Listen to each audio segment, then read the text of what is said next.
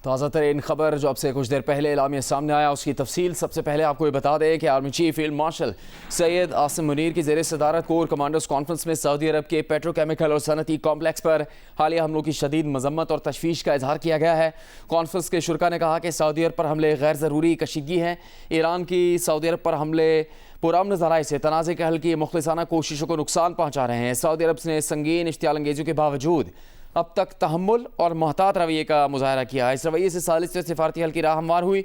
इस नौइयत के हमले और बिला जवाज़ जारी पुरअमन कोशिशों और साजगार माहौल को मुतासर करती हैं। कॉन्फ्रेंस के शुरा ने मशरिक़ वस्ता में जंग के खात्मे के लिए हुकूमत की भरपूर कोशिशों को सराहा।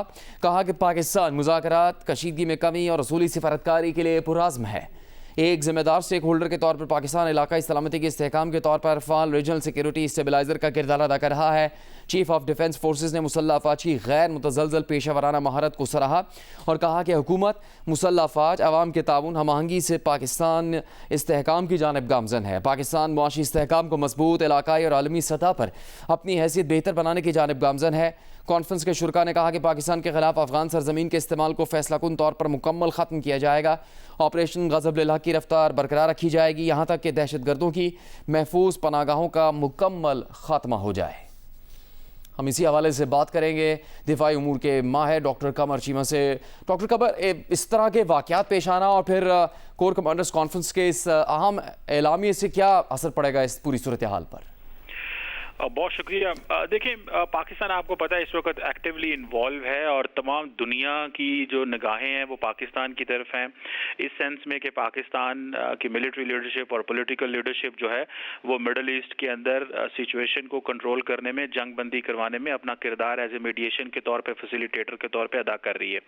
इस वक्त ईरानी लीडरशिप को भी पता है कि पाकिस्तान का एक दिफाई एग्रीमेंट है और वो एक सॉवरन एग्रीमेंट है जिसको पाकिस्तान को हर हाल में सऊदी अरब के कहने पे सऊदी अरब का साथ देना है। उस वक्त जब चीज़ें बहुत ज़्यादा करीब हों और हर तरफ से ये चीज़ें पता चल रही हों कि शायद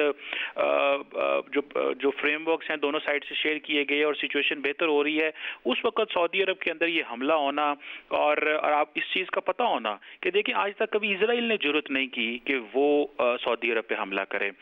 ईरान को बार बार पाकिस्तान शुरू से पहले दिन से जब से जंग शुरू हुई पाकिस्तान बार बार कहता रहा कि आप इन चीज़ों में ना आइएगा, सऊदी अरब पे हमला ना कीजिएगा और हमने हमारे कहने पे ही और सऊदी अरब की लीडरशिप ने बड़े केयरफुली और बड़े जिसे कहते हैं ना मुतहम्मिल रहे और उन्होंने रिस्पॉन्ड नहीं किया अभी तक ईरान को। सो मुझे लगता है कि इस मौके के ऊपर पाकिस्तान की जो मिलिट्री लीडरशिप है और आज जो कोर कमांडर कॉन्फ्रेंस में जो कहा गया है और उससे पहले फॉरेन ऑफिस की तरफ से भी कहा गया, मैं समझता हूँ कि ये उन एफर्ट्स को सबोटाज करने की कोशिश है जो पाकिस्तान की कर रहा है और दुनिया के और मुल्क भी इसमें तुर्की, इजिप्ट भी कर रहे हैं। मेरा ख्याल है कि जब ये ईरान को पता है कि जो बेसिस अमेरिका जो बेसिस सऊदी अरब के अंदर मौजूद हैं वो एक मुआहदे के तहत मौजूद हैं और वो ईरान के खिलाफ इस्तेमाल नहीं हो रही, इसके बावजूद अगर आप सिविलियन इंफ्रास्ट्रक्चर को या क्रिटिकल इंफ्रास्ट्रक्चर को अटैक कर रहे हैं तो मैं समझता हूँ कि कुछ ऐसे अनासर ज़रूर हैं ईरान के अंदर जो माहौल को ख़राब करना चाहते हैं। आपको पता है कुछ दिन पहले रॉयटर्स की खबर आई थी कि जिसमें पाकिस्तान की जो लीडरशिप है उसने उनको जब पता चला कि वो ईरान के टॉप लीडरशिप को असैसिनेट करना चाहते हैं इजरायली, तो पाकिस्तान ने अमेरिका को कांटेक्ट किया, इंटरवीन किया और उसको रोका। तो हमारी तो कोशिश ये है कि हर ईरानी को महफूज किया जाए, लेकिन अगर ईरान जो है वो सऊदी अरब पे हमला करेगा तो मेरा ख्याल है इस पे ज़ाहिर बात है पाकिस्तान को ये चीज़ जो है वो नागवार गुजरी है। हमने पहले भी अपने जो है वो तहफ़्फ़ुज़ात ईरान तक पहुँचाए और हमें इस चीज़ का, ईरान को इस चीज़ का पता होना चाहिए कि खादमे हरमैन शरीफैन की जो हफाजत है वो सिर्फ ये नहीं है कि मक्का और मदीना है, जहाँ से सऊदी अरब की बाउंड्री शुरू होती है वहीं से पाकिस्तान जो है वो उस हफाजत पे जो है वो मामूर है। इस वक्त ये काम करना लगता है कि ये अमल तो नेतन्याहू चाहता है। आपको पता है कुछ दिन पहले नेतन्याहू ने ट्रंप को फोन किया और कहा कि अभी सीज फायर ना करें, तो ये नेतन्याहू चाहता है कि सीज फायर ना हो। तो अगर ईरान के अंदर कोई ऐसा ग्रोह या कोई धड़ा या कुछ लोग जो हैं वो अगर सऊदी अरब पे हमला करते हैं तो मुझे बताएं कि ये चीज़ तो वही है जो नेतन्याहू की सोच है। तो मेरा ख्याल है कि एक तरफ हम ईरान की टॉप लीडरशिप को महफूज करना चाहते हैं, हम ईरान के इंटरेस्ट को प्रोटेक्ट कर रहे हैं, ईरानी अवाम को प्रोटेक्ट करना चाहते हैं ताकि ज़्यादा वहाँ पे हालात खराब ना हो और जल्दी जंग कंक्लूड हो, और दूसरी तरफ ईरान के अंदर कुछ ऐसे लोग हैं जो सऊदी अरब पे हमला करके पाकिस्तान को भी नुकसान पहुंचाना चाहते हैं, खित्ते को नुकसान पहुंचाना चाहते हैं। बहुत शुक्रिया डॉक्टर कमर चीमा जियो न्यूज़ से बात करने के लिए। इसके अलावा वज़ीर ख़ारजा नायब वज़ीर आज़म इसहाक़ डार का कहना है कि अमेरिका की 15 निकाती शराइत ईरान के हवाले कर दी गई हैं। ईरान की 5 नकाती शराइत अमेरिका के हवाले की गई हैं। गुज़श्ता रात ख़तरनाक पेशरफ्त हुई। दोनों फ़रीक़ैन के बैठने के मरहले पर इसराइल ने ईरान पर हमला किया। ईरान ने सऊदी अरब में ऑयल तनसीबात पर हमला किया। कल रात से पहले बहुत पुरुमीद थे। हम जंग को ख़त्म करवाने के लिए सहूलतकार का किरदार अदा कर रहे हैं। हमें मोहतात रहकर बात करनी है। सेनेट इजलास में खिताब करते हुए उन्होंने कहा कि ईरान और अमेरिका ने पाकिस्तान की सालिसी और सहूलतकारी पर इत्तफाक किया।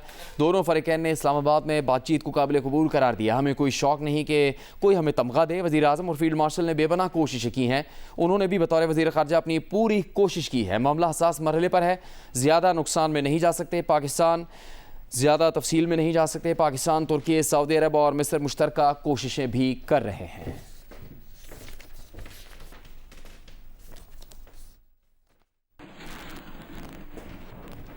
अमरीकी नायब सदर JD वेंस का ये कहना है कि तवक्को है कि आज रात 8 बजे से पहले ईरान का जवाब मिल जाएगा। ख्वाहिश है कि ईरान से मुस्बत जवाब मिले। ईरान का जवाब मुस्बत ना हो तो अमरीका और इत्तेहादी अपने दिफा के लिए तैयार हैं। दीगर ममालिक के ज़रिए ईरान को वाज़े पैगामात भेजे गए हैं। ईरान के मुज़ाकरातकार ना पहले मुज़ाकरात में तेज़ थे और ना ही अब हैं। सालिसों के ज़रिए सिफारती कोशिशों में मसरूफ़ हैं। अमरीकी नायब सदर ने कहा कि अंदाज़ा है कि पैगामात ईरान में एक से दूसरे तक पहुंचने में वक्त लेते हैं। ईरान जंग के फ़ौजी मकासद मुकम्मल हो चुके हैं। ईरान दुनिया को ज़्यादा से ज़्यादा मुआशी तकलीफ़ देना चाहता है। अगर ईरान मुआशी तकलीफ़ चाहता है तो अमरीका ज़्यादा तकलीफ़ देने की सलाहियत रखता है।